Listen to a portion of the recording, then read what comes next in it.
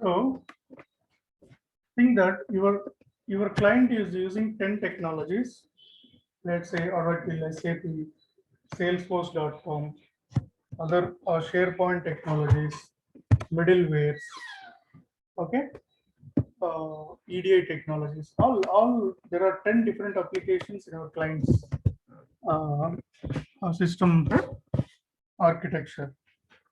So here, when it comes to support, you will have one single tool to manage all these applications. How these tickets are routed to right team. Let's say I am a supply chain user. So if I create a ticket, mostly I'll be creating in, let's say, sales order creation or delivery failure. Think that I have to have a laptop. My laptop need to be replaced. I'll raise a ticket. I'm a supply chain user, but I need a new laptop. This is nothing to do with your SAP team or the OTC team, order to cash team. How this will be routed to the right team infrastructure team? When he creates a ticket, he will find a right assignment group. So every team will have their own address. That is called their own assignment group in ticketing tool. Okay. So when he creates a ticket, he selects assignment group as infrastructure or IT. Okay. IT infrastructure. So when you save the ticket, when user saves this ticket with IT infrastructure, then based on the assignment group system, your ticketing tool will trigger an email to the infra team or IT team to the group ID.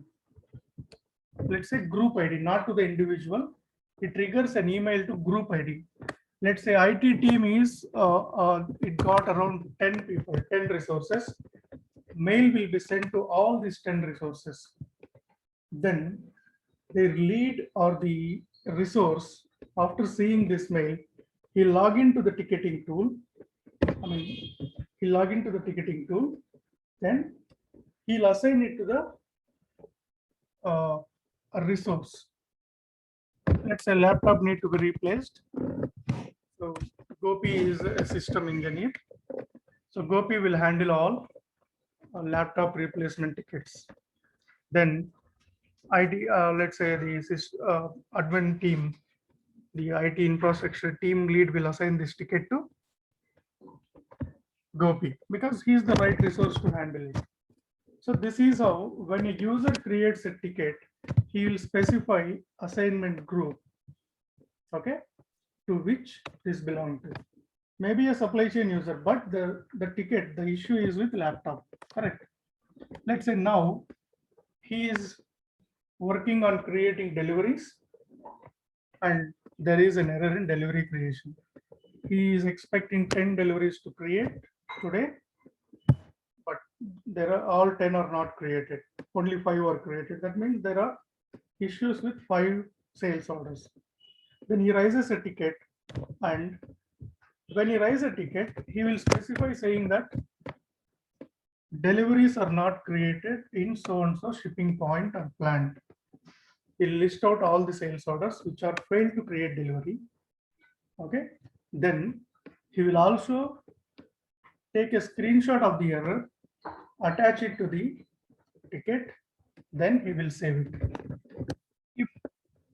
If he saves this ticket with a different team, let's say instead of OTC, so OTC, order to cash, is the team which handles this tickets, let's say. Otherwise, you will have logistics execution team who takes care of deliveries. Let's say he's supposed to assign it to logistics execution team, but by mistake, he assigned it to OTC team, order to cash team. Let's say I am lead of OTC. It came mail triggered, notification triggered to the OTC group. Now what I'll do? So after checking details, I'm a lead, OTC lead now. So I'll take this ticket and reassign it to logistic execution team. I know what is the issue, but I cannot resolve it because there is a dedicated team for handling it. So I'll reassign it to logistic execution team. Okay. Whenever I reassign this ticket to logistic execution team, all the resources part of this group, logistic execution group, assignment group, will receive an email notification saying that so and so ticket has been assigned to you. Okay. So that is how these tickets are routed to teams. Okay. So it is mandatory that you have to have a specific routing criteria for each ticket. So most of the times tickets are created by your help desk guys. If user is very familiar with ticketing tool, then he'll be able to create it. If not, let's say password is not working. I mean, too many failures, too many attempts I have made with wrong password. So it is failed now. What to do now? I'll immediately call up help desk saying that please set up my production password, reset my production password. So these passwords and all are handled immediately by help desk guys. So they create a ticket, but they don't assign it to any other teams. They just resolve the issue and they close him, I mean, at their level itself. Okay, that though it is SAP ticket, but these L1 support guys will have access to change passwords, the minimum needs of the application, right? So they will handle it. Let's say there is a incompletion issue in sales order. So there are list of, let's say, 50 sales orders which are in incomplete state, incompletion status. Document is incomplete, so they cannot create deliveries for that.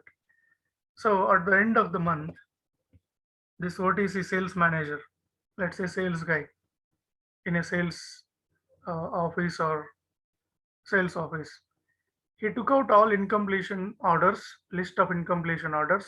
He created he created a ticket saying that please complete these documents with right data. Then it will reach to OTC team because it is OTC team's responsibility. OTC means sales and distribution. Okay, then I'll take the ticket and I'll resolve it. So the assignment group is important here. When you have a ticketing tool or a ticket created, you need to assign it to right assignment group. If it is not assigned to right assignment group, then it will be, going here and there until it finds the right group. Okay, so that is how your tickets are created, new tickets. Most of the times your users will create ticket or they'll call help desk to create tickets. So there will be two areas here, creation and resolution. So resolution is given by consultants, the IT guys, and ticket creation is by users. Let's say there is a user who is very familiar for me. I'm a lead working from past 10 years in same client. So there is a user, he says, he sends a mail saying that I have an issue in billing area. Then he'll just send a mail, he'll not create a ticket for that. What I'll do, I'll create ticket on behalf of him and assign it to my team. Or maybe I can handle it.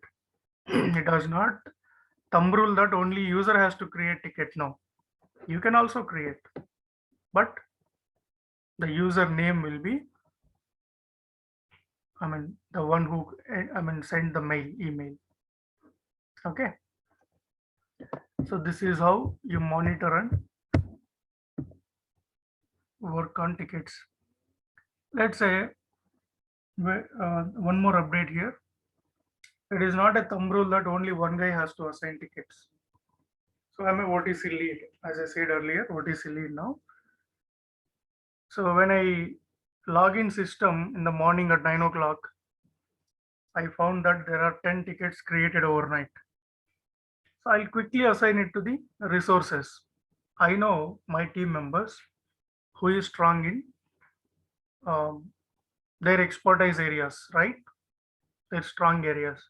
Let's say master data tickets, assign it to Gopi. There is a pricing related issue, assign it to Nagesh. Okay, there is billing related issue, assign it to Srilata. Like this, I'll be knowing the resource expertise area. Based on resource expertise area, I'll assign tickets. Let's say I am in second shift today. I'll come at 2 o'clock. Okay, so Gopi will come at 9 o'clock. So it is not a rule that only lead has to assign tickets. Gopi also can do that because Gopi is the one who reached office first, right? As soon as it sees open tickets, I mean on new tickets, he'll assign it to required resource. Okay, so this is how you manage your tickets in day-to-day support process. So any doubts, guys?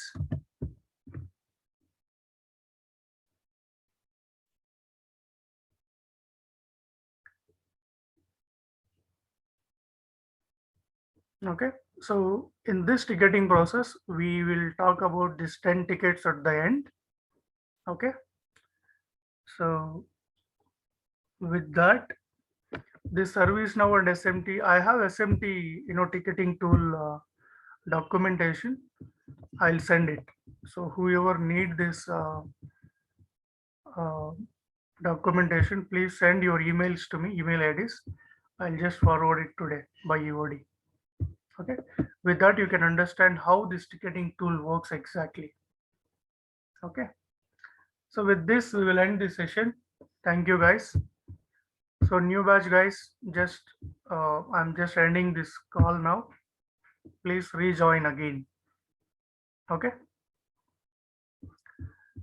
so I see Ratnaka joined, Suvarnaka, Shravan, uh, Yaraya, Ijaj, Shiva. What about Shiva? He was joined and he left. Okay, I'll ask them to join. So let's quickly disconnect the call and connect back.